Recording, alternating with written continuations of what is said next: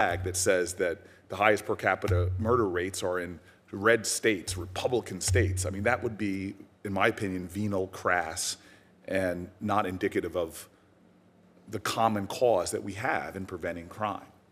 Nor would I look at all the judges that Donald Trump put up and scrape them to see what was said as if it's only the judges that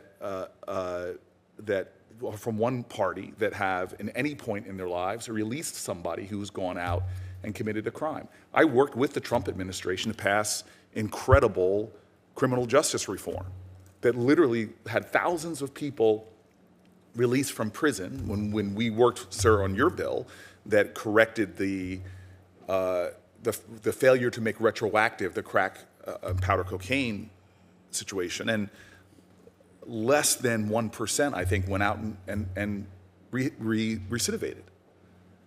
That's not an indictment of the Trump administration. That's not an indictment of him. And that's the kind of rhetoric that's just getting tiresome to me. Murder started to spike not under the Biden administration. Murder rates started to spike in America under the Trump administration. And so, again, I'm back here. I need to readjust into this environment, into this, into listening back and forth. But I am frustrated that it's happening before a judge who is just extraordinary, whose career is a testimony to the best of what it means to serve this country, not in a partisan way, but in a branch of government that's independent of partisanship, who's sitting in a chair making tough calls every single day. And now what I see is often a pattern that I've seen in Supreme Court, in a Supreme Court hearing now, all the way down now to the federal judiciary, to try to create this fiction that somehow judges who have to make tough calls, judges appointed by Republicans and Democrats, often have to make tough calls and have to evaluate the law and make decisions. And I think that your career is a testimony to that. I want to thank you for being here. I want to praise the family that raised you.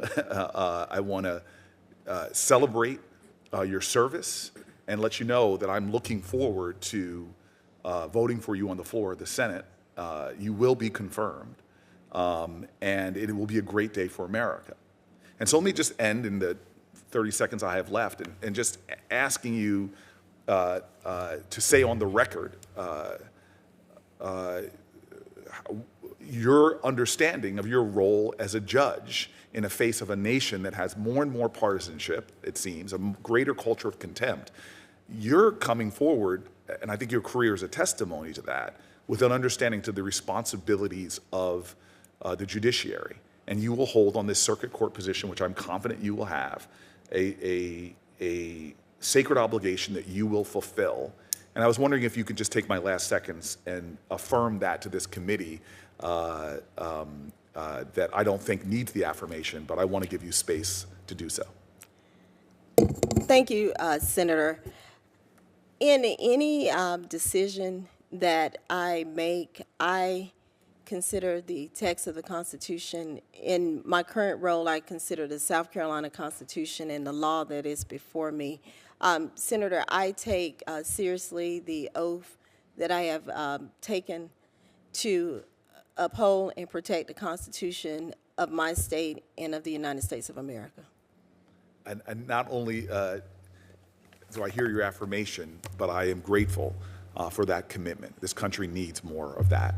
And I thank you for being here. And again, Mr. Chairman, I look forward to casting a vote in favor of this extraordinary human being. Thank you, Senator Booker. Senator